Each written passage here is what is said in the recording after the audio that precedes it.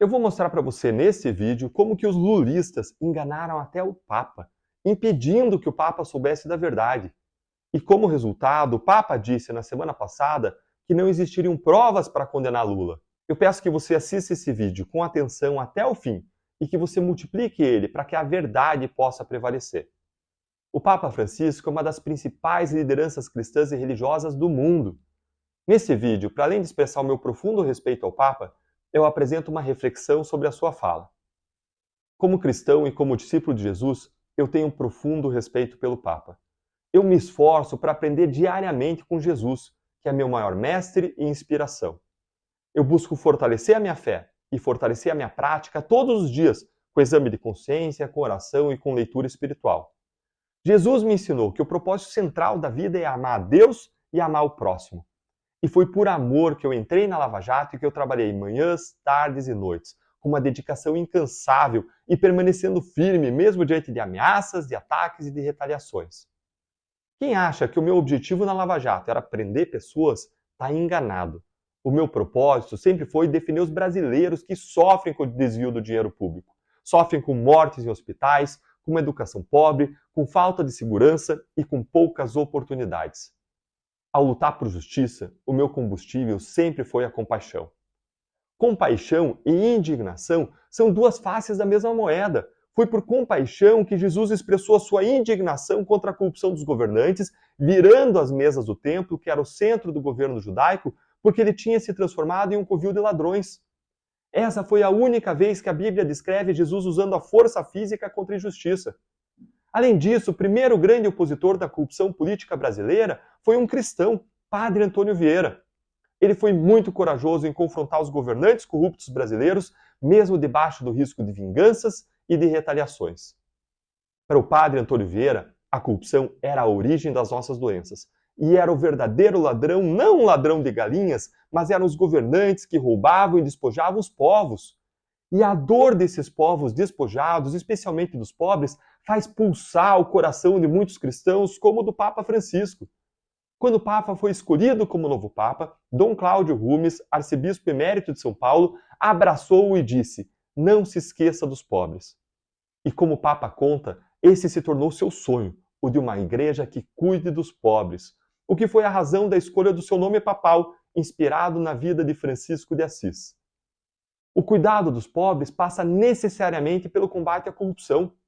Políticos corruptos que sequestram o Estado usurpam o direito de todos, mas quem mais sofre com isso são os pobres, justamente por dependerem mais dos serviços estatais como a saúde, a educação e a segurança. Petrolão e mensalão tiravam o dinheiro do povo, que corria então para as farras de guardanapos, para contas no exterior, para malas em apartamentos, para festas e para triplex. É uma ilusão achar que quem rouba o país cuida dos pobres. Justamente por isso, o próprio Papa Francisco afirmou em 2017 que a corrupção deve ser combatida com força. É um mal baseado na idolatria do dinheiro que fere a dignidade humana. Em 2021, o Papa endureceu as regras contra a corrupção no próprio Vaticano. No ano passado, o Papa bem sublinhou que os cristãos não podem ser indiferentes à corrupção, num mundo cheio de condutas desonestas, de políticas injustas e de egoísmos que dominam escolhas de indivíduos e das instituições. Nós somos chamados a fazer o bem, disse ele. Eu não poderia concordar mais, e esses são os valores que guiam o meu trabalho. Tendo expressado o meu imenso respeito ao Papa e que eu compartilho dos mesmos valores e princípios bíblicos que levam os cristãos a lutar contra a corrupção, eu devo dizer, o que existiu contra Lula foi um processo correto, que fez valer a lei contra a corrupção, porque ele encontrou um caminhão de provas de que Lula era culpado de um esquema de desvios de dinheiro e de lavagem de dinheiro. Eu tenho certeza absoluta de que não foram levadas para o Papa Francisco todas as informações que constam nas acusações e nas condenações. E por isso eu vou retratar um pouco do conteúdo da Lava Jato, que é de conhecimento público, mas é essencial para entender o caso Lula. Eu acredito que não contaram ao Papa que há provas do desvio de dezenas de bilhões de reais da Petrobras e de outros órgãos e ministérios por parte de pessoas nomeadas diretamente por Lula.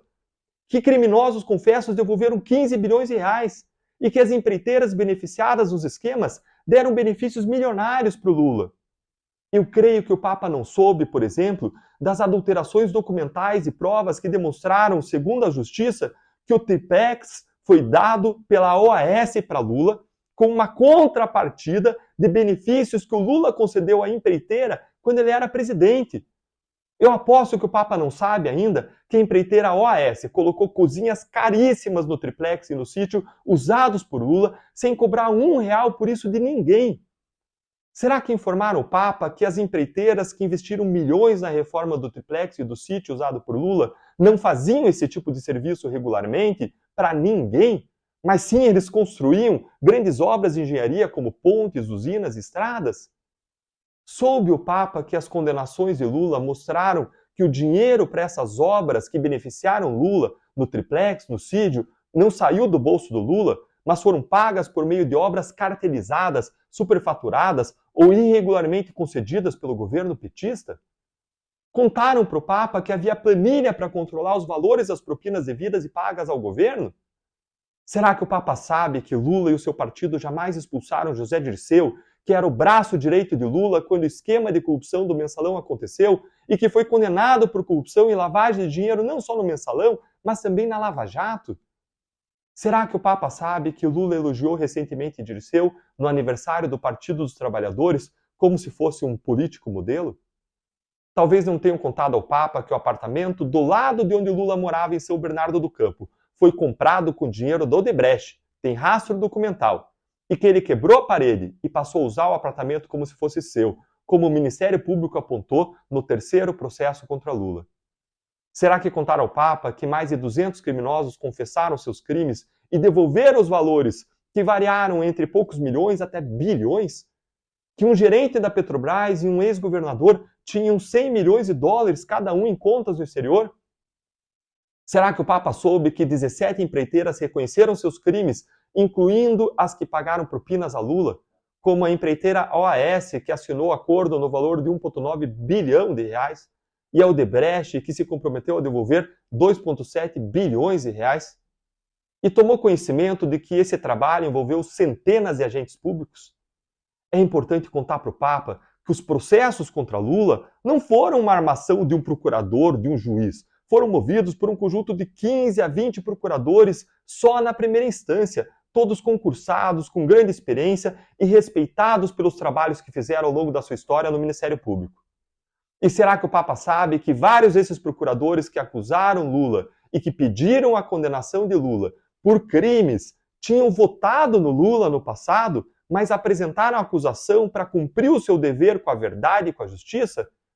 Será que o Papa tem conhecimento de que, dentre os procuradores, havia vários procuradores com uma visão progressista de mundo? Eu acredito que não relataram ao Papa que Lula não foi condenado por corrupção e lavagem de dinheiro apenas por Moro, mas também por outra juíza, Gabriela Hart.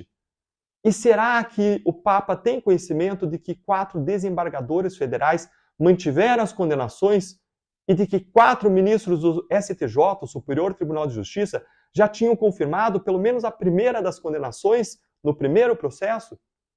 Será que o Papa sabe que o Supremo Tribunal Federal não absolveu Lula, nem analisou mérito do seu caso, mas anulou o processo por questões formais em uma decisão de 7 votos contra 4?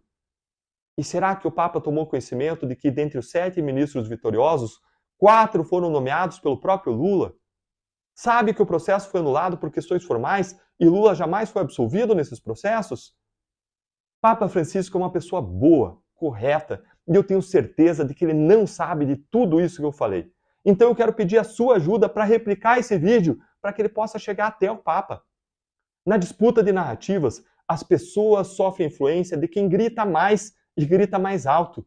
E Lula e o PT sabem que uma mentira gritada 1000 vezes vira verdade. E conseguiram iludir muita gente, até o Papa. E se você ficou chateado e às vezes quer parar de ir à igreja por conta dessa posição do Papa, eu quero dizer para você que você está equivocado. Primeiro, porque a solução é outra. É a disseminação das informações verdadeiras e é o exercício da cidadania. O próprio Papa disse em 2013 que nós devemos estar sempre em guarda contra o engano.